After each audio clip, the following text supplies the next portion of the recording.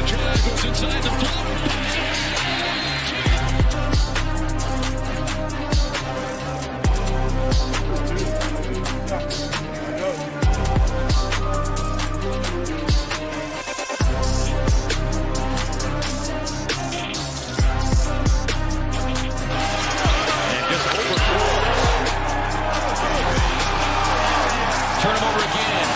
Scoops it up.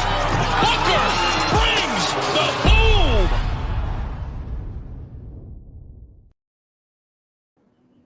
Welcome one, welcome all. We have an amazing 6-game NBA slate tonight. We have 5 games locking inside the 8 p.m. window, and then we get a late night capper with the Knicks going against the Lakers here, and that's going to be a banger of a game there at 10 p.m. It's a Thursday, so you know what that means. That game is on TNT. I have to assume, Mangone, if I had to guess the 7:30 game, I would have to assume that TNT is still loving the Boston Celtics. Are they the other TNT game along with the Sixers there? That's a good guess because you'd assume Joel Embiid right at the start of the year. I know you were a big fan of Joel Embiid early on in his career. But yeah, I'm assuming it's that game. Let's see though. It is. Yes, it is. Because why would you make it Indiana and Atlanta, right? Golden State or Brooklyn, those are, not the greatest games. So yeah, that makes a lot of sense. And of course, TNT is going to get the Peyton Pritchard show. So there you go.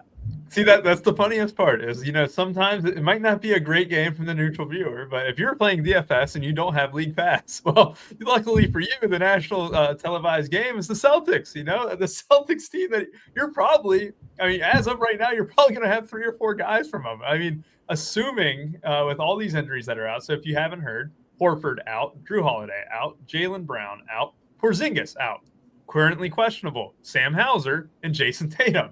And there's a decent chance that you're going to have at least a couple Celtics in your lineups, and especially the guy who dropped 41 points last game. Is that what 43 points last game? Peyton Pritchard, and they're only 5,500. He'll probably be well north of 60% tonight, especially in the single entry contest. And you have Derek White, who also put up 41 himself. Mangone, I don't want to skip around too much and stuff, but really, a lot of injury news. It's March NBA, right? That's the biggest thing that we kind of want to keep track of, but my goodness, this Celtics team is absolutely ravaged by injuries for this one alone. I know it's a back-to-back as well. It's a game that doesn't really matter. It doesn't carry a ton of significance for either team. The 76ers are even trying to lose. But, you look at that game, just so many injuries here, right? Yes, Rubio. That is the game with all the injuries. And on top of that, people don't like the injury report at the top of the show. I always give the breakdown of everything. They don't want that. They say, I want the injuries as we go to each game. So I'm letting you know, you're tread lightly. If you happen to mention news in the Knicks-Lakers game a little too early, people will get upset. But you are correct, Rubio. The Celtics are the talk of the town this late. They're going to be a big piece of information. And we already got news on the Paul George stuff too, right? So that's kind of nice. We know a little bit about the Sixers, and a big one we are waiting on is the Bulls. If they just do what they did the other night, right? They just sit every single guy. That's going to be important. So, yeah, that's pretty much everything there, Rubio. Yeah, look, it's March. It's the NBA. We have to talk about injuries at the start of the show. I haven't been on an NBA show in a while, so I apologize if I'm moving too haste. But at the same time, I can't talk about any of these games without kind of just breaking down the injuries. And, you made the great point. The Chicago Bulls here, what do they have? They had 5 or 6 guys ruled out last game. You have no Vucevic, no Lonzo Ball, right? Those things have been kind of settled. Lonzo more recent than Vucevic. But Giddey, he has been just an absolute monster. He's even been hitting the 3-ball lately a little bit too. Herter, Patrick Williams, both questionable as well, along with Giddey there. That's a team that we're going to keep track of. They're going against the Orlando Magic, who we had a Franz Wagner scare last game. Didn't get tweeted by Underdog. I could not believe it, but he tweaked his ankle, right? He tweaked his ankle. He's got no injury designation in this one, luckily enough. But, this Magic team, I watched their game against the Raptors. I hit their money line live. I saw Paolo Banchero charge down the lane with 7 or 8 seconds left, despite having the last possession of the game, giving the Raptors a chance to win that game, which they ended up taking. This Magic team, though, looks awful in every sense. I don't get it, Mangone. I look at Banchero. He does a lot of his damage last game were contested shots, mid-range, 3-ball. Franz Wagner was very slow to get going. He kind of popped up there in the fourth quarter, didn't really do much outside of that. This Magic team, despite being in a good spot, is frustrating me, man. Going, what are you doing with them here? They're popping projection-wise. They're popping at least a little bit. And SaberSim, they've been loving these Magic guys. They jammed them in a couple days ago for me. Well, to be fair, it wasn't a bad idea too, right? Because the matchup, right? The matchup against the Toronto Raptors. Now, you are right, Rubio. They are not playing good basketball. And that's kind of good for us if we want to roster Magic options if they're not playing well defensively. And that the reason why is obviously no Jalen Suggs. That's a really big piece that's hurt them without him defensively. And with him off the court, that helps the Bulls keep the game a little bit closer, right? One thing we worry about is blowout. Like, I had Giannis yesterday at an egregious amount, Rubio. I had a lot of Giannis, and I was nervous about the blowout, but I embraced it. He did fine, but like it wasn't what I was hoping for, right? I mean, he obviously came out and looked amazing and kept crushing them, but he didn't play in the fourth, right? It just wasn't, the production I was hoping for. And that's one thing that the way this Magic team is playing, I kind of think the Bulls have the ability to keep it close. Now, who's in and who's out? That's going to be key because if they're missing Giddey, Herter, Patrick Williams, all three of those guys, that's pretty big. If they're missing a Cole Anthony, that's pretty big too usage-wise because you know what that means? If there is no Cole Anthony, you're going to have either a Corey Joseph or Anthony Black on the court a lot, and they do not command usage, and usage is everything in the NBA, Rubio. I mean, I would roster you if you were getting all the usage in. I wouldn't. I mean, I'm just saying, if you had all the usage and you were 3K, I'd be a little bit interested in you. But so we need that news with the Bulls. That's going to be a really important piece. It's really hard to break it down. We can definitely circle back to that. I think we'll get an update, so we can circle back to the Bulls. But the Magic, if they are missing Cole Anthony, I just don't think I think it's very hard to ignore Franz Wagner and Paolo Banchero. They are both getting 29% and 23% over at our partners SaberSim, and for good reason. I will want to be overweight on both of those plays. I want to be cautious with some of the other options, right? I don't need to be loading up on, KCP. I don't need to be loading up on, what's his name that always, Goga. Goga's been like, I'll get like a sliver of him every single day, and I just exit every day. I'm like, I don't need that Goga percentage. Yeah. I need to waste my time. So I want to keep it with Franz and Banchero. Those are the main two guys I want to look at, especially if Cole Anthony is out. I'll say this, if Cole Anthony is in, he will probably be lowerish owned, I think. And I don't think he's a bad tournament play just because at 5K, he has a ceiling where he can get you 40 DK points, especially in the matchup against the Bulls. If he was playing some lame matchup, like let's say it was against the Celtics, yeah, I probably wouldn't like a Cole Anthony, but in a matchup against this Bulls team where I expect them to not be playing any defense at all and it just be an up and down game, fast paced, I do think he has the ability to be good. Another big one too to mention is Kevin Herter. I think he's a really good play if he is in, but again, I need this starting lineup with the Bulls. We can circle back to them. One other thing to mention that projections will do with the Bulls, and I think projections they've been kind of wrong on this situation. If you look, Jalen Smith, that's the really big one to discuss because Zach Collins is 6'5" and Jalen Smith is still 4'2", right? Like one has clearly crushed and price has been increased and the other one has not. Jalen Smith, I think, is not a great play if he's going to have ownership. He's currently coming in at 11%. I just think it's bad chalk coming off the bench. I've kind of thought that the last 2 days. I definitely embraced a little more percentage than I wanted to the last game. The games before that, I basically had, 10% or 5, maybe even 0. But that is a guy that will pop, and I want to make adjustments to. I do not want to have a lot of, unless the situation completely changes and all three of these guys are out. But and of course, if that happens, then I'll be getting more Trey Jones. He would be a key piece to look at 4.8K. So we just need the news, Rubio. It's super important there.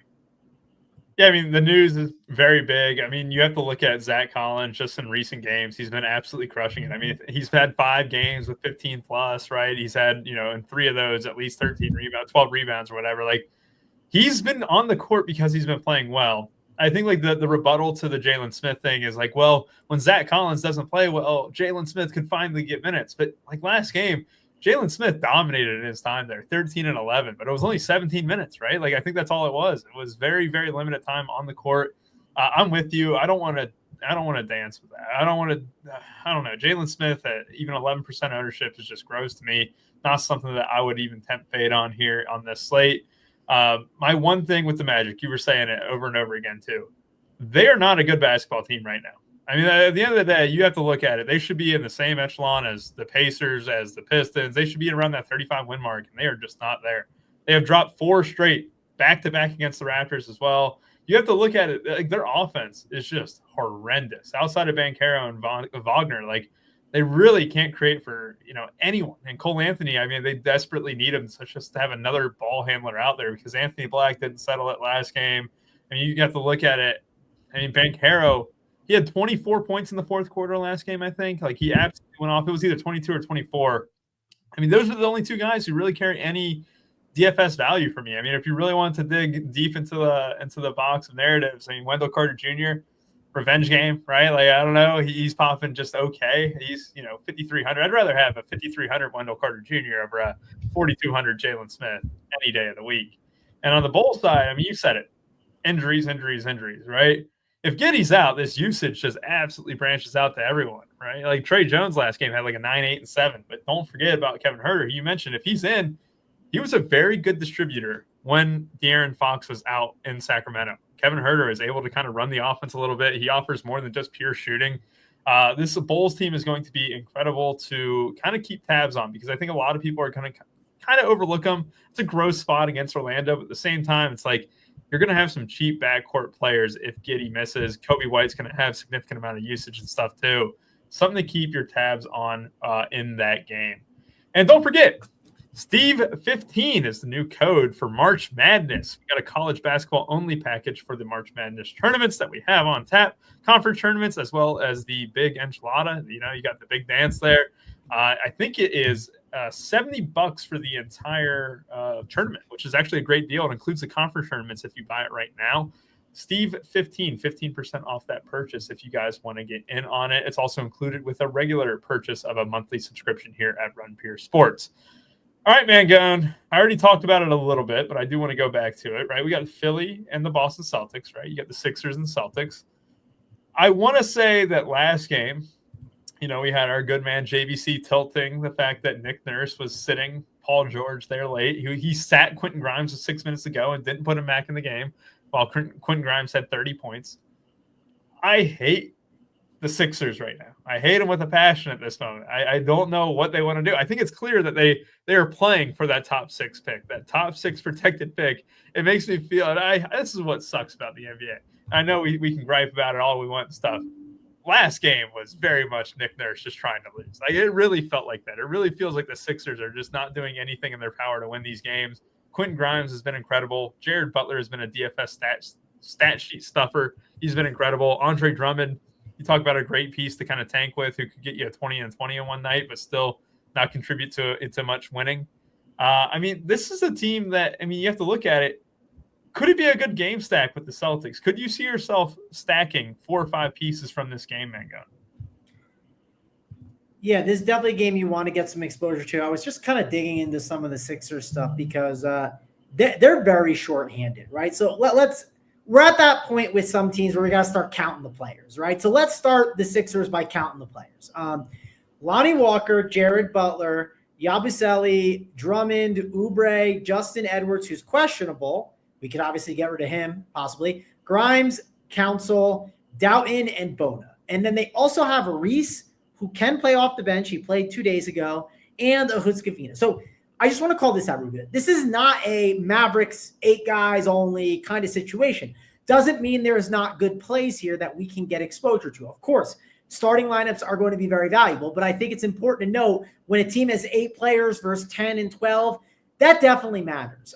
So we have a count of 12 guys. I only got 10 guys with projections here. Lonnie Walker is coming in as the highest owned guy at 50%. If he starts, I get it. If he does not start, that's a really high ownership for a guy coming off the bench. Yes, he does chuck. Yes, he was going to get the opportunity, but I just think that's worth calling out. That's between Walker and Butler. We need to figure out, is one starting? Are both starting? And if one is starting, that's the guy that I want.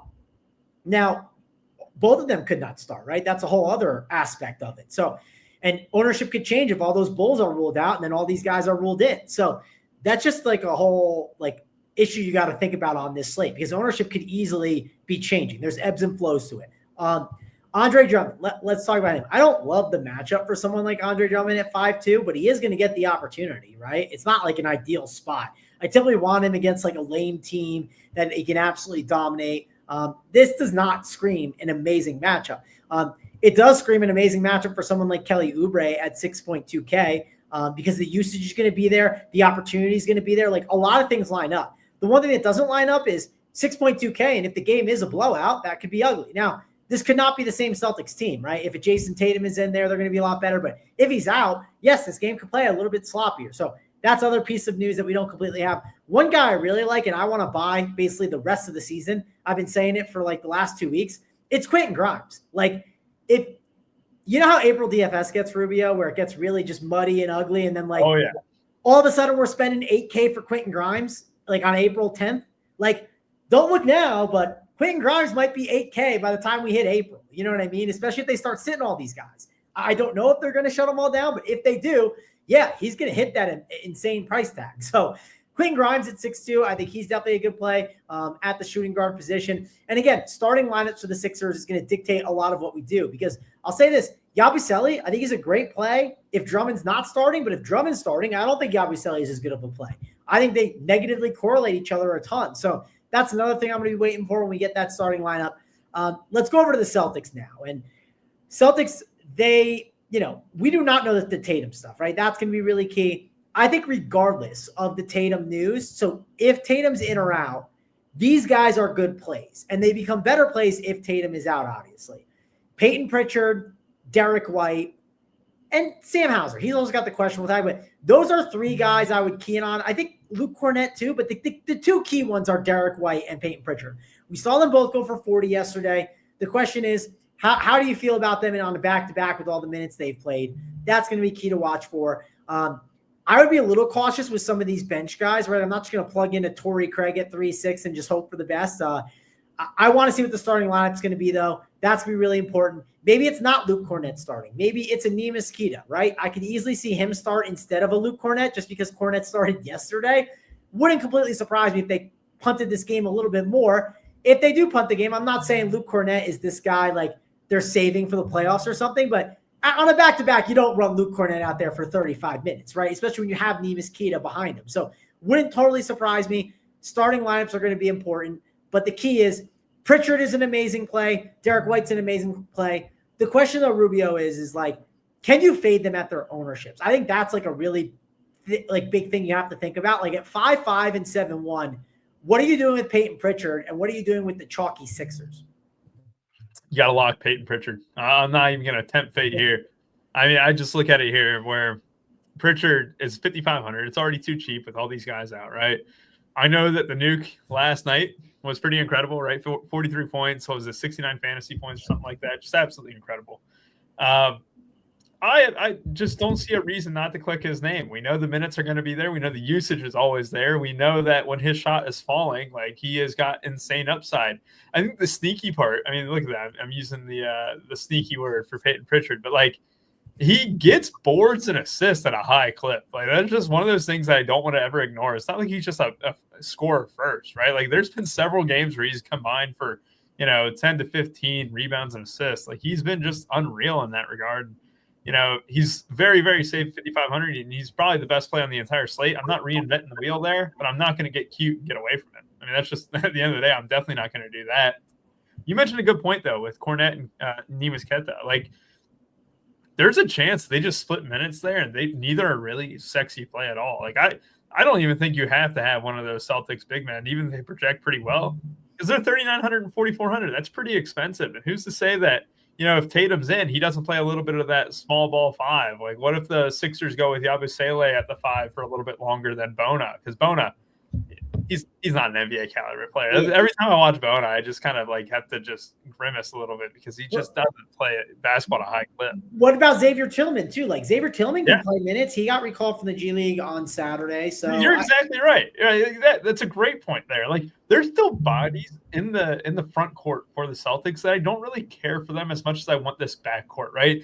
Derek White, he is capable of doing what he did last game. He's not going to do it every time or whatever, but he's still got upside. He's still got a good floor. You would assume that the usage is going to flow through him and Pritchard, especially if Tatum's out. You look at if Tatum's in, I'm clicking his name a lot tonight, Mangone, because at the end of the day, he's their best player. He has been showing up at a major clip as well. I mean, that's the one thing I don't want to ever ignore with Jason Tatum is that there has been games where he's absolutely popped off for, 60, 70 fantasy points. And you don't want to miss out on that at only 10.1K on DraftKings. Like, if he's in, I am very much interested in him, White, Pritchard, throw in Hauser. We don't know. But outside of Hauser, like, that's the four guys that I know are going to have a secure role in that game.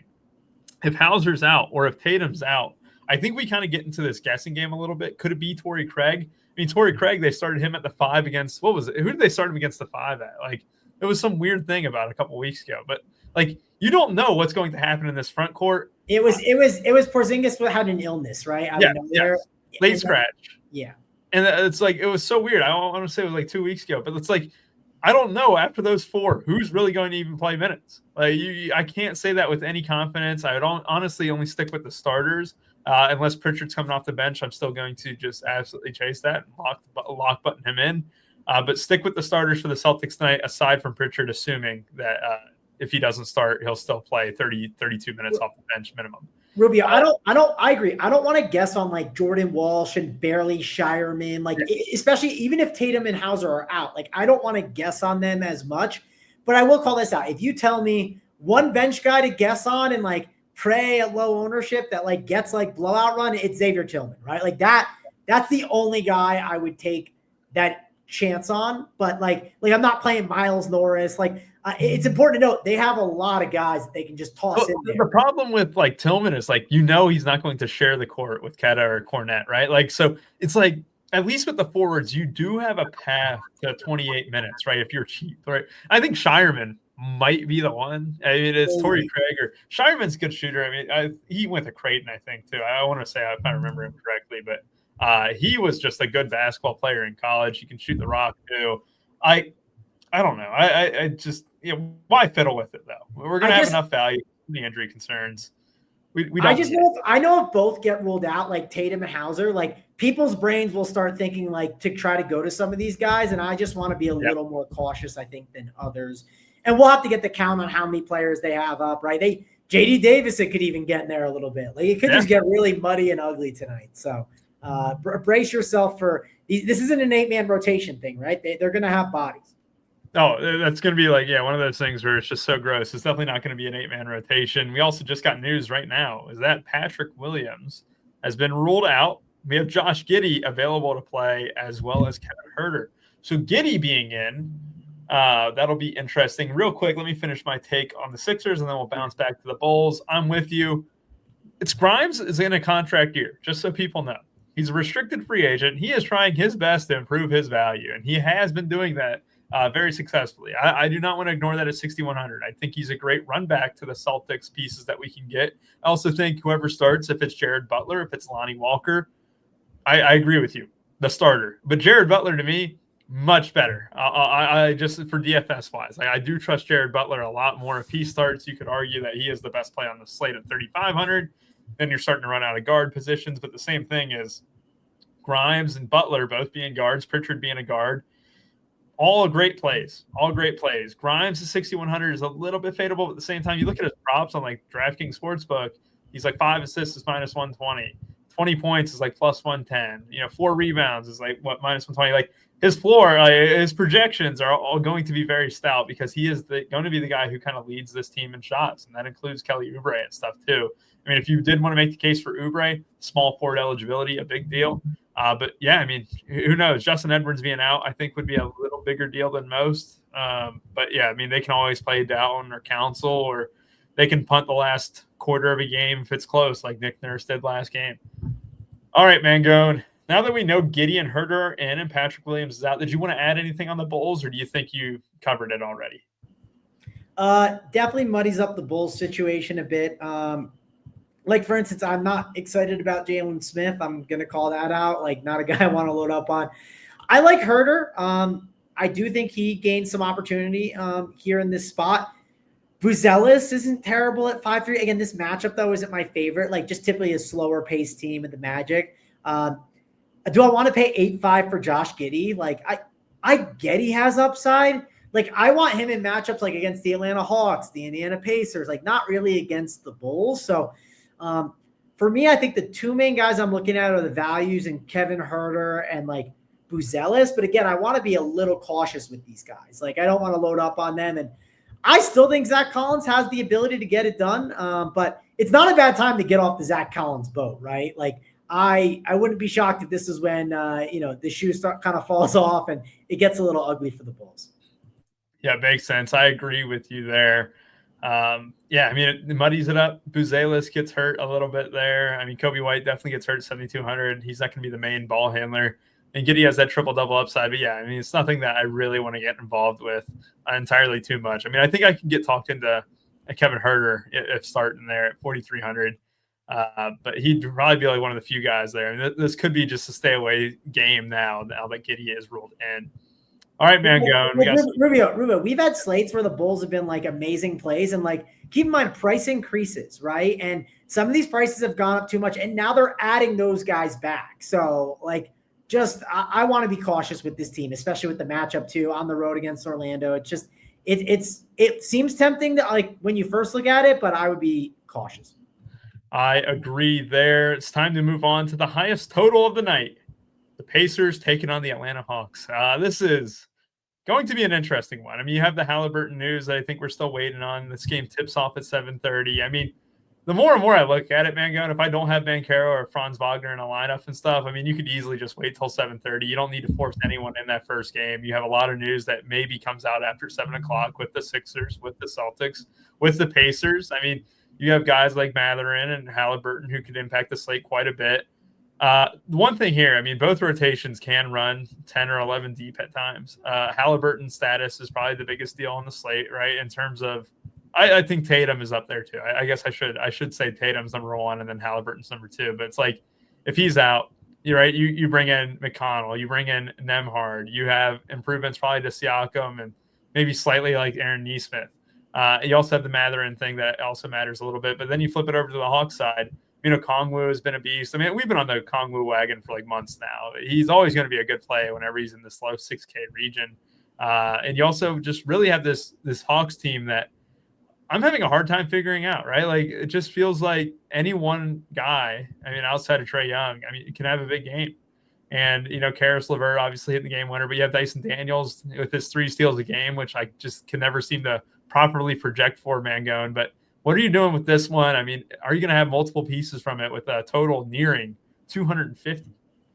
Yeah, you and I definitely both beat the Okongwu drum over and over. And Ruby, I'm going to keep beating the drum. You know why? It's just too cheap at 6'4", right? Like, I'm playing slates to try and like win GPPs at some point, right? And when he pops off for 57, like he did against the Knicks, listen, I did not want to play him against the Knicks. I remember seeing it and I was like, this is not the greatest spot. But I got third that day in a GPP. Like, it was awesome. I just saw the ownership and I was like, this ownership is too low. Like, I have to get exposure to him at the price. So I'm playing a Okongwu at 6'4". He's a very good play to me. I definitely like getting exposure. Now, those other front court guys, like the Mohammed guy or Gay, I don't want to be playing a lot of these guys. Georges Niang at 4-1. Like, if you get like them mixed and matched at MME, that's fine. But if you're playing like GPP or single entry 3-max stuff, these are not guys to really gamble on as much. If I was to gamble on one, it'd probably be Georges Niang or Aristashir. Those would be like maybe the 2 guys I would take my shots on. But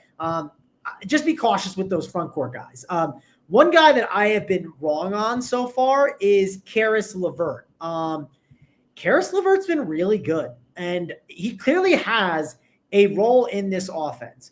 I do not want to ignore Karis LeVert. I know 5'3" does still feel a little pricey, but in a matchup against the Pacers, revenge game 2 for Karis LeVert if you like that. I don't think he's a bad play. I don't think Terrence Mann at 4-2 is the worst option you can mix and match. So if I'm going to mix and match any bench guys, it's those 2 guys rather than the forwards. Then when we get to Dyson Daniels, I love Dyson Daniels. He seems safe every single time. He was my play of the day against the Bucks. Not saying he, crushed. He got 40, but his minutes are just so secure. They're going to need him defensively. We know Indiana's got all these different guards that like to score. There's opportunity there. The stocks will be there. I love the spot for Dyson Daniels and Okongwu. And then Trae Young, 9'8". I know he has the ability to pop off, but like, I don't know. I just typically gravitate towards other studs. And that's probably what's going to happen here as well for me. I'll probably gravitate to other studs on this slate. If we like lose studs because of all the news, like, yeah, maybe I'll have a little bit. That's possible we can lose some studs. But again, Trae Young is not like my first guy in, right? If I'm like 3-max in, if I'm MME, it's just not my first guy in.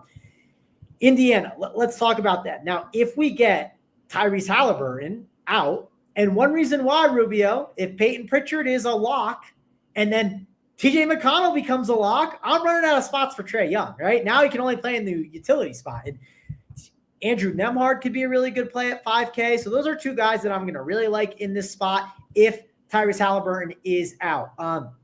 Benny Mack, too, he could be out. That's another thing we're kind of waiting on. He's got the questionable tag.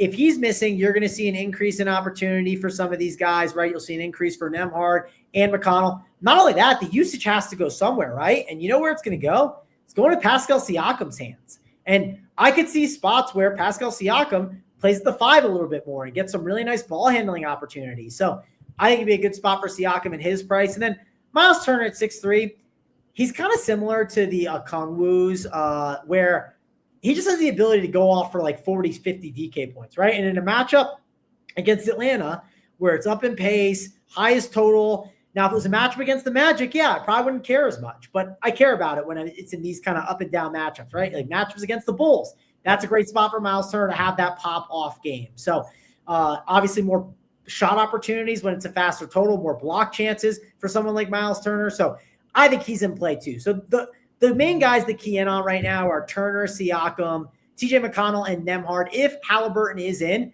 I actually think that brings him in as like an interesting low-owned play that you could play at 5'8". And I still think if Benny Mack is out, I think a Nembhard or a McConnell could become intriguing. But overall, that's kind of how I'm handling the Pacers. And the Hawks, just to sum that up real quick, my main two guys I like are Dyson Daniels and Okongwu. I think they're really, really good plays. Yeah, man, I mean, you said it best. If Halliburton was ruled out, all of a sudden I'm out of guard spots, right? Like, it's so easy that we talked about, 2.5 games, and I'm already out of guard spots here. So, and Rubio, none of that. Shooting guard eligibility will matter. You know why? Yeah. TJ McConnell does not have that, and Peyton Pritchard does not have that, right? So they slide. Pritchard does. He does. Oh, he does? Okay. Yeah. I thought he didn't. I must have misread that. Okay, my apologies. Shooting guard eligibility. I did make sure of that. I was like, man, because then you kind of really run out of those spots there too. But like at the same time, what you just said, it shouldn't be ignored that Halliburton himself is playing the best basketball of his season. I mean, you could argue even in the last calendar year, Halliburton is playing at a very high clip. This is an extremely high total for this Pacers team. I would love him if he's in, to be quite honest with you. And I don't like Trae Young. I don't like, Karis LeVert or anyone like that. I think I just look at it from this side. I like Okongwu. I like Dyson Daniels. I like Halliburton. And if Halliburton's out, I mean, then you kind of really just have to throw a wrench on the slate and be like, okay, what am I doing? I think Nembhard becomes very, very strong play at 5K, who would be very under-owned because I don't think a lot of people are going to be clicking guards, right? Like, you have to think about it this way. Nembhard becomes a better play if Halliburton is out, but at the same time, McConnell becomes a way better play. Pritchard is already one of the best plays in the slate. Derek White, like, people are going to run out of these guard spots where your guys are going to come in slightly lower owned. Like, I do think it's a 4-guard night. I mean, you have to look at it: point guard, shooting guard, and then a utility would probably be a guard here for me, right? I think that's pretty obvious. I think you just look at it here, but I think a lot of my utility here will probably revolve around the guard position. I think Neesmith becomes pretty intriguing because he's small forward eligible, right? Like, the usage could gravitate toward his way. Not that it's just like set in stone, but I mean, if McConnell starts though, man, going like, I can't see myself fading him at all. Like, you would always just start with McConnell in the point guard spot, Pritchard in the shooting guard spot for me, and then kind of moving forward. And then hell, if Jared Butler starts, all of a sudden you got 3 guards there, and then it's like, now what? Yeah. And here's where it gets tricky, Rubio. Let's say we're playing all these cheap guards. Okay, now I have to spend up. So what if I lose Jason Tatum on the slate? Okay, I lost to spend up forward. All right, I got LeBron, Cat. Like, you just run out of them, right? Then it's Zion, and then it's a lot more guards, right? Then the next one is Banchero, and Banchero locks early. Will you have this news in time? Like, point being is, yes, we have studs. It's not like we don't have them to spend on, but we could start losing them as the slate goes on. So, and it should be noted, Luka, point guard eligible, right? That's it. He's only a point guard eligible. So it's like, yeah, you're kind of bridging the pieces here. It's like, man, what do you do? And you kind of made a great point there. Like, does that make Banchero and Wagner a little bit of a better play, a little bit of a better click, knowing that I'm setting my salary early? You know, I'm getting these forwards in. I know they're high priced, but I'm going to have so much salary to spend if the news breaks my way. Because outside of them, and you have to look at it, you said it best, but all these guards are above 8.5K, right? Let's go. Giddey, Amen Thompson, he has small forward eligibility, but Halliburton, Brunson, Curry, Young, Luka. Like, that's half the studs in the slate who are only guard eligible. It's a brutal thing to kind of manage. And then if you do want a stud guard, well, you're going to have to pay a premium, and you're going to have to outperform, you know, LeBron or Tatum or Cat or Sengun. I mean, I guess you can make the case for it 9,400. But yeah, you really kind of have to value those guard spots tonight. And those forwards, even if they don't really knock the cover off the ball, you know, if they don't have, you know, 50 fantasy points, but as long as they get 5X, they could just be better players overall, right, Mangone? Yeah, and one good thing you can do on this slate, I will say, you do have late night hammers that are the forwards and centers, right? Yep. You have Şengün, you have Zion, you have Karl Anthony Towns. By the way, Karl Anthony Towns, it says he's going to be 4% owned. I don't buy it. Yeah, maybe because the Lakers matchup is why people think it, but like, I'm just saying, if we get all these guards, I'm not going to buy it. And then LeBron James. So we do have studs later on. So if you want to like give those, you know, if you want to bump up those guards, they'll naturally fill those guys probably into your lineups, and then you can make adjustments too with late swap if you need to. Yep, I'm with you. I've been watching a lot of the Lakers. I think I've watched them the most of any other team. I mean, that tends to be the case because of being a night owl and stuff. They're always like one of the last games on. But the way they've been defending bigs has been a little bit weird. Why are they? Are they just they're packing the paint, right? That's what I mean. They're very physical, and you wouldn't expect that, right? Weird's the wrong word because I think they're very good against post touches, and you saw what they did against Jokic, right? They really hammered him. They really crowded him whenever he got the ball and stuff. It led to open shooters, but like Cat's a little bit different, playing on the perimeter a lot, right? Like especially in the offensive end, he kind of spots up from deep. I mean, we saw what Zubac did to them. I want to say Zubac had just a massive game against this Lakers team as well, but it's like. That might have been a few games ago. Not yeah, I was gonna say I rostered him that night, and I February 28th. February 28th. 27 and 16 for Zubac in that one, right? And then the most recent one, Rubio, he had 6 fouls, so he had some foul trouble. I'll just call that out. But yeah, and he's still like double, 12, 3 and 10. Not great for Zubac's production or whatever. But it's like I'm having a frustrating time thinking of how this Lakers team defends bigs, because we have seen him at a very high level, and we've also seen him where, like, look at Zion. I mean, he's a de facto, like, you know, big man whenever he's in the game, like 37, 6 and 4. Like, I'm gonna want Cat because I'm still not a believer in this Lakers team being able to shut down the bigs and stuff. But I mean, what they have been doing over the last 3 weeks since the Luka trade, since they got rid of AD, has been worthy to kind of track, right? Like, I think Cat's the type of big man who can make them pay, though. Mangone, I mean, we talked about the Pacers and Hawks. I mean, it's very important to get that Halliburton news. But, I mean, on the Hawks side, I think you're a little more bullish on them than I am. I will not be clicking Trae Young at all tonight. He's one of the worst point guards in the NBA. I hate him. And it's Halliburton's 10 times the player, so that'll be fun to watch. Hopefully Halliburton is in, so I don't have to be clicking TJ McConnell, Jared Butler, and Pritchard to start my night. All right, Mangone. Warriors and the Nets. The Warriors have been playing some great ball lately. And I didn't know what to expect after Jimmy Butler got traded to them, but they've obviously been producing a nice clip. What they have also been doing is playing 11 guys, it feels, right? Like every time they kind of take the court, I don't really get excited to play any of them. You have to look at Podziemski's numbers over the last few games. His shot rate has gone up a little bit. Outside of that, though, like this game is kind of gross to me. We already talked about how guard is very overwhelming, right? Like in terms of the amount of options you have. That kind of takes Curry off the table for me, despite him playing very, very good. I mean, it means he will be low owned. But then you flip over to the net side of the ball. Cam Thomas back in the mix, played a couple games since his return from injury. He's on a limit. What he does is he takes away usage when he's in the game. He's the main guy. None of these guys project well at all. I'm not clicking Claxton tonight either. This game is the first throwaway one for me here, Mangone. What about you? Yeah, it's definitely easy to call it a throwaway game. I'm sort of with you. Like, for instance, my first run right now, when I look at it, I got 10% Draymond Green. I got 5% Curry, 5% Podzinski. I'd be okay Xing all of them. I don't totally get the Steph Curry thing. My problem with this game, Rubio, is I just expect it to blow out. And if I expect it to blow out, I know Steve Kerr is going to be up to his shenanigans, and I don't want to deal with that on this slate. I will say, if I do get a lot of cheap guard value and I land on a Draymond at 6K or a Jimmy Butler at like 7-9, if I land on those guys and it's like 5 or 10%, sure, that's fine.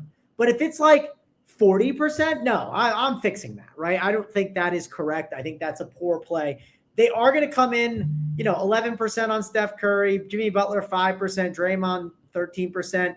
But I'm kind of gambling on it just being a blowout. I don't love doing that. It's not something I typically like to do when I build out my teams, but there are some spots that I look at and I just say, yeah, I think this game's going to be uglier. And let's say the game is close, Rubio. If it is, could Curry have a good game? Yes, he could. Butler could have a good game too. Or Steve Kerr could just do some crazy rotations and these guys are just, they get you like a little bit above average and it's fine, right? There could be better plays on the slate, better stud options. So I am staying away from this Warrior side as much as I can. I feel kind of similar on the Brooklyn side. The only guy I'm kind of interested in that I will say could pop off is a Cam Thomas.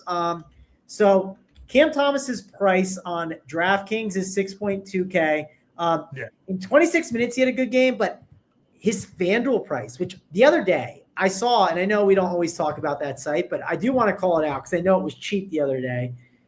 Oh gosh, they moved him up to 6.2. Okay, he was 5.5 the other day, so which was crazy to think. Yeah. So now they moved him up to 6.2. It's just fine, but 5.5 it was egregious, and I left him in the pool. When I was doing both sites, I said, okay, no Cam Thomas on DK.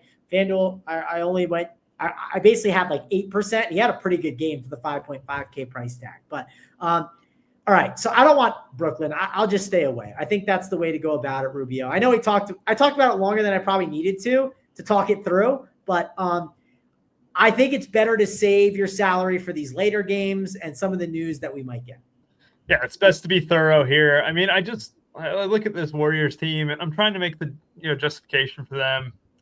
I don't think they blow them out. I mean, I still it's not a huge spreader by any means. I just don't know who is probably the one to go off. I mean, if it's Curry and stuff, I'm okay getting beat by a 9.3K Curry in this format, where we have so many guards as is right now that I don't really feel the need to kind of force him in. And he's been playing incredible. Don't get me wrong. I love seeing Curry do well, but at the same time, it's you got to make decisions. You got to X out guys like Trae Young and Stephen Curry. I mean, those guys are just not going to make the cut. And if Curry comes in a double-digit ownership, I'll welcome that. I mean, I'd almost rather have Jimmy Butler, and for the same reasons that we were talking about Franz and Banchero just about 5 minutes ago, is if Butler gets 40, he has a very good chance to maybe be in the winner, right? I mean, you just think about it that way, where he's a forward eligible player, right? He's got small forward and power forward eligibility. I could see myself playing him, getting 40 and being extremely happy and potentially in the winner because we're already limited on the amount of studs that we can play. We already have so much value that an 8K forward, all I want is the raw score, and Butler could fit that. Yeah, I think he'd be the only guy in this game. I'll say it. He's the only guy in this game that I like. Let's move on to real quick, Ruby. I know someone in the chat saying we act like Kerr has done this injury BS and they haven't needed wins. They need wins. My point is, look at the Charlotte game, right? And this is just me. I'm betting on this outcome. I'm betting on similar to the Charlotte outcome, right? And in the Charlotte outcome, the minutes were Butler for 30, Curry for 30, Podziemski 31, Draymond 28, Moody 21, Buddy 10. Buddy played 31, Gary Payton 10, Looney 14, 19 for Santos, 17 for Post. It was just very spread, right? So I'm not expecting the 38-minute Curry game or 36, right? I'm hoping he just loses out of the rotation. And I'm betting on other stars. And there's other news later on that I want to be well overweight on because other people are not going to leave the roster spots open for the possibility to get to it, and I want to do that. Yeah, absolutely there. Kevin, these Jimmy Butler stats are absolutely awful, but I'm just thinking about it. It's he's not going to be owned at all. I feel like I can just see myself clicking him and being happy with 40. And that would take a good day. But, I mean, he's been capable of it in a Warriors uniform. I mean, obviously that was more at the start and stuff. But, Yeah, I mean, I'll get him at sub 5% here, and maybe I can get lucky. Let me go ahead and move on to the Rockets and the Pelicans. Look, I mean, 9.2 Zion when he's only playing like 28 minutes a game is frustrating. At the same time, it's like he is scoring at will right now. You have Sengun in this one at 9.4. You have Amen Thompson, obviously incredible. Jalen Green, only guard eligible, is going to hurt him, but Trey Murphy as well. This game has a little bit of those like mid-tier options as well as the studs that I kind of like. I mean, it's an intriguing one for me, especially with the healthy team total that the Rockets have. I could see myself having a stud Rocket and maybe even a mid-tier guy like Tari Eason or Jabari Smith Jr. I mean, what do you think here, Mango? Yeah, this game's fine, right? The next game is the one I'm going to be most excited about, and I think there's stands worth taking. Of course, this Pelicans matchup, it's definitely a good one for Houston, right? Like, they're not going to be playing much defense. You can expect that. They have the ability to do well. Dylan Brooks at 4.7 and no ownership. I don't think that's the worst play, so I'll take some stabs on that. Jalen Green at 7.3. He's fine. I don't completely hate him in this spot. Şengün's the one that we should talk about. Now, we probably won't have the Knicks news in time, but if you want, you could slide Şengün in a bunch of your teams, and then, like, if you want, once it comes to that 6 o'clock time, late swap to a little bit more cap if you think, or maybe if we get some information that, like, says they're more game time decisions. I don't know if we'll get the info in time, but if we do, you can kind of make some swaps there. So that's something to think about with your lineups. Amen Thompson at 8.7. I don't know. That's just a tough price tag for me. I think I like him more on FanDuel rather than DraftKings because of the stock upside. I think the stock upside is worth chasing over there. I think I prefer Tari Eason. At least is he in? Or no, he is in. Yeah. Tari Eason over Jabari Smith Jr. if you force me to pick one, mainly because one is a little bit cheaper, and I like Jabari Smith Jr. They basically took him out of the starting lineup, and right, for good reason. It didn't make a lot of sense anymore to have him in there. And I think Tari Eason right now, just at his price and the fantasy point per minute that he produces at, I think he's a way better play than Jabari Smith Jr., so I'd be in on that. Pelican side of the ball. Listen, I can't explain why Willie Green is quoting how Kelly Olynyk, he wants to get him the ball more and more. But at 5.9K, it feels expensive, but I still don't care. In a matchup against a bunch of bigs, I am still interested in Kelly Olynyk. I like him more than Misi. He does have that power forward eligibility, which helps a little bit as well. So I think he's in play. You can spend up for Zion. I think he's perfectly fine. CJ McCollum at 7K. The problem with him is, again, only point guard eligible, not that shooting guard eligibility. So that hurts him a little bit. So if I had to pick a spend, it'd be Zion number 1 and Murphy number 2 on the Pelican side of the ball. But my favorite play on the Pelican side is Kelly Olynyk, as crazy as this sounds, at 5.9K. So I'm going to call you crazy. I bet a Kelly Olynyk over a few nights ago, and it was a live over, and it barely hit. And it was the most painful over in my life, man. It was so brutal. It was so brutal watching him barely touch the rock despite being hot from the field and stuff. I mean, he really is an afterthought. If they want to give him the ball more, I mean, that is just code for we're tanking like hell. We don't want Zion to play too many minutes and stuff. But that 26-point game he had just felt like a complete outlier. I mean, the rebounds have been nice and stuff. We always know he's been a decent point per minute guy. But God, you're going to pay $6K for Kelly Olynyk on this slate? Get out of here, man. Get out of here. So part of it is assuming I have this guard value and I just have money to spend at forward, right? Like, yeah. I'm okay with it. Like, we know Houston likes to play bigger, right? So it makes sense. Again, I can't explain what the coach is doing, but he likes getting Kelly Olynyk the ball more. I don't know why. I definitely have a little bit of a Kelly Olynyk problem. 5.9 is a bit pricey, but just I'm assuming we get the guard value. If we don't get the guard value, then I could see, yes, maybe temper your expectations with it a little bit, but I don't think it's a crazy play when you're looking at this Pelicans team. It's a crazy play, man, going. I can't have that. I can't have it. We've already had too many exciting lights on this one. We can't pay 5.9K for Kelly Olynyk. That is some. Oh my! You know what? If he beats me, man, going, I'll buy you some Burger King. You know, you can have a nice dinner, eat like a king for one. I'm not a big Burger King guy, so we might have to change that one. It's incredible because you'll eat everything else, but Burger King is where you draw the line. Arby's, Burger King. Have you had their flame broiled patties? I mean, are you sitting here? When's the last time you had Burger King? When's the last time you had a juicy burger from Burger King? The last time I had Burger King was a pretty rough story. So yeah, I don't know. We got time. So long story short, an ex from like maybe 5 years ago. This is good, Ruben. This is actually funny. I didn't expect you to start with my ex. Yeah. It was, so that was the last time I was at Burger King. So I had to drive her home from somewhere. And it was like a 2-hour car ride. We got stuck in traffic. We were broken up with, and we had to stop at Burger King because like that was her favorite fast food. So I was like, all right, like let's just go there, get this stupid chick. Like I just wanted to get home, man. I was done with it. Like it was a brutal situation. So I have not been since. I actually can't. That's probably why I just haven't gone, right? I'm like, the last time I was there, it was a disaster. So there you go.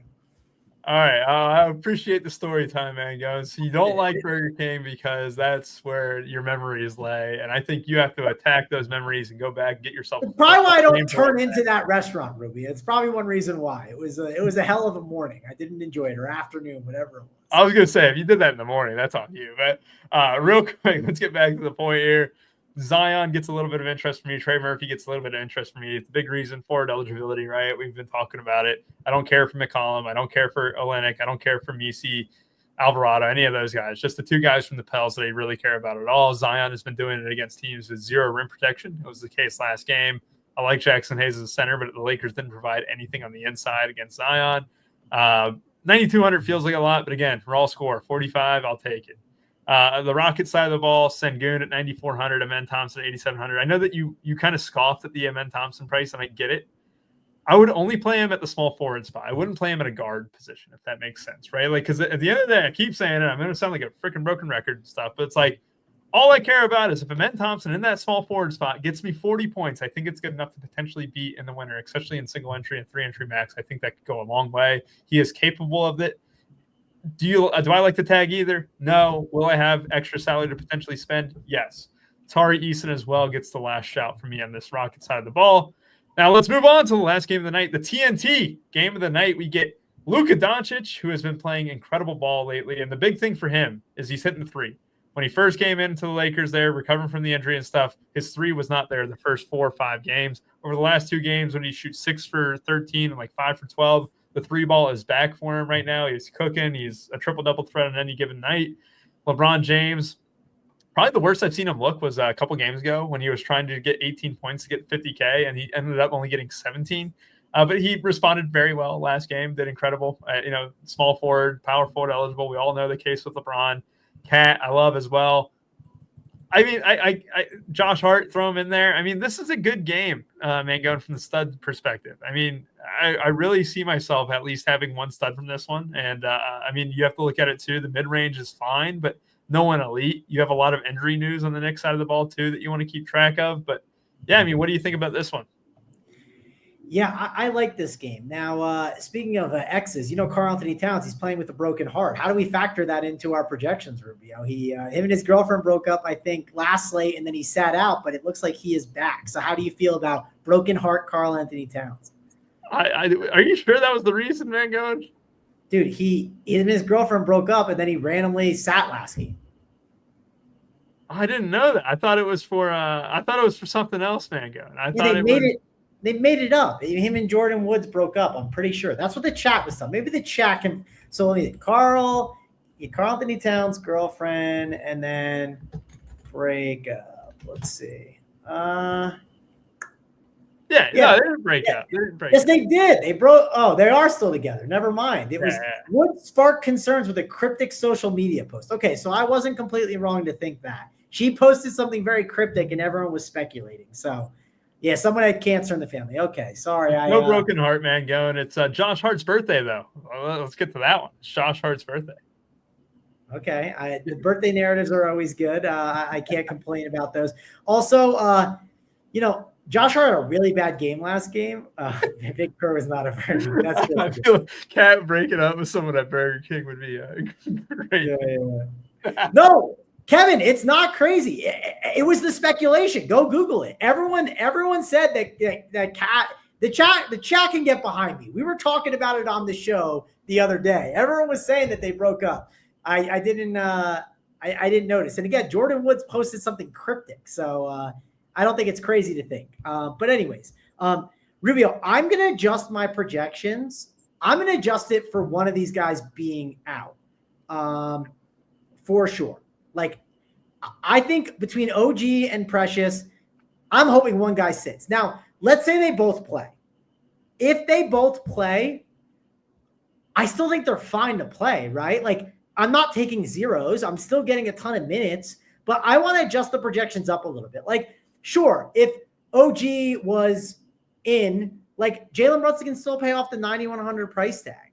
So, in my opinion, I think bumping the Knicks makes sense because if you do not bump up the Knicks, you can't swap them in, right? Like, it's impossible unless you have a way to do it that I don't know how to with SaberSim. I'm going to bump these guys. I'm also seeing, and I'm not completely buying this ownership as well. Towns 3%, Brunson 3%, Hart 2%. Like, dude, if I get that ownership because people are locked out of those plays, I mean, this is Yahtzee. Like, this is what you play for, right? This is what was the slate we had? Like someone at like 11% the other day or super low. It was the Jaren Jackson slate. We just had like the nut news that came through, and guys were super low owned that shouldn't have been low owned. Like, this is a slate that you want to play for the late news. So I'm bumping the Knicks projections. I don't care. Finding a way to get them on my teams, and that's that. It's still a healthy total. There's still good plays. I could easily swap to it. Maybe on some of my teams, if I have a couple of those Knicks, I could swap to like, a Luka pairing with an Austin Reeves, which is fine, right? If the math works out there. But I want to be over-owned on this late game. I think it's worth kind of playing. If you're a hand builder that plays a couple like lineups, right? I would play around with like, okay, if I play these two Knicks, if the news doesn't go my way, can I get a combination that's still pretty good instead, right? Like maybe the combination is a Bridges and LeBron instead of playing a Brunson and a Cat, right? I know the math probably doesn't work perfect, but you get what I'm saying. I think it's worth looking at. So, overall, Rubio, I want to be well overweight on this game. I'm bumping the projections up to make sure I have exposure to this one. I agree with you 100%. I want to bump up the studs, but I also want to bump up these like mid-tier forwards and stuff. And, if it happens to be that, like, just for the sake of an example, I talk about how I only want to play guys in the forward spot. Mikal Bridges also fits that bill. If OG Anunoby's out, like I can plug in Mikal Bridges in his place. If, I have a little bit of extra salary, I can go down, up to Hart at 8,200 and stuff. Like, this Lakers team, despite being in some low scoring games at times and stuff with nowadays a low scoring game is 210, but this Knicks total is like 115, right? Like, it's a very healthy team total. They have the potential to go off. Cat is my favorite player from this bunch. And then it would go Hart. And then probably like Mikal Bridges or something like that, where it's just that forward eligibility. I look at that Lakers side too. Like, the way Luka has been playing has been incredible. You have Austin Reeves who's going to come back, which Austin Reeves coming back made everyone else too expensive, if that makes sense, right? Like, you don't have Jackson Hayes that I don't want to click anymore, even though he's probably the least affected by the Reeves news. But like Dorian Finney-Smith, Vanderbilt, Connect, Vincent, all get hurt significantly with Reeves back.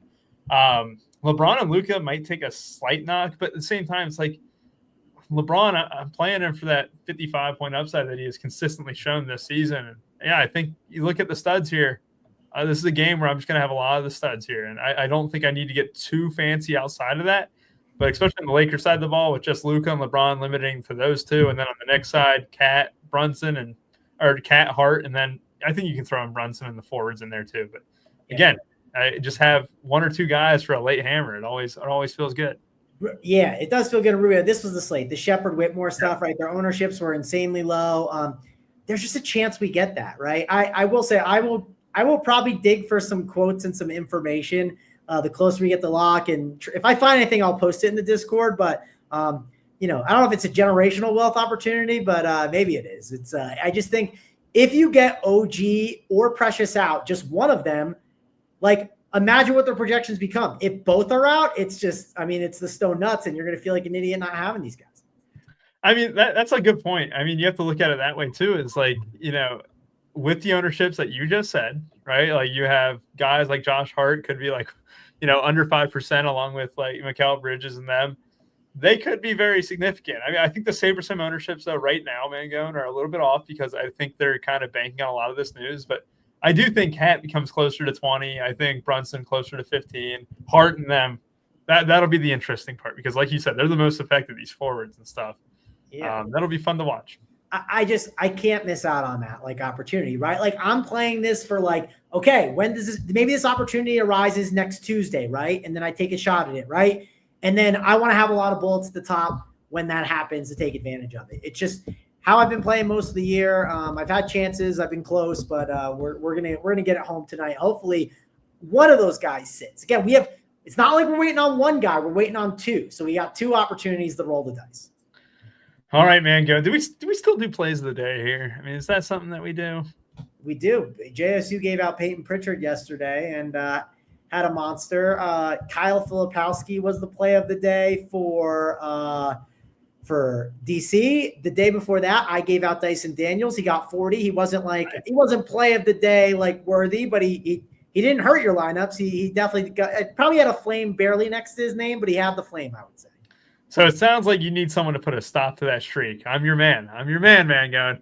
Let me go ahead. Who's your play of the day here? I'm going to make a stipulation. They cannot be under 30% owned. All right. If they do, you have to buy someone a Burger King gift card. My guy will be under 30% owned. All right. Who is it?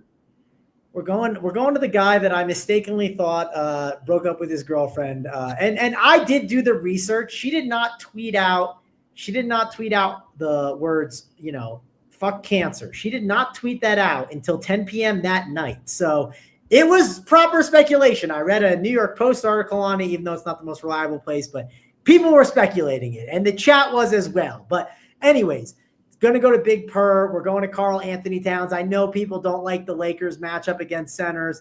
I'm okay with it. I'm going to take a chance. He's not your typical center, and good luck doubling Karl Anthony Towns and leaving Jalen Brunson open. So give me Karl Anthony Towns, a.k.a. Big Purr, as my play of the day. Big Purr, Mangone's play of the day, Karl Anthony Towns. As you can tell, I'm stalling so I can think of mine.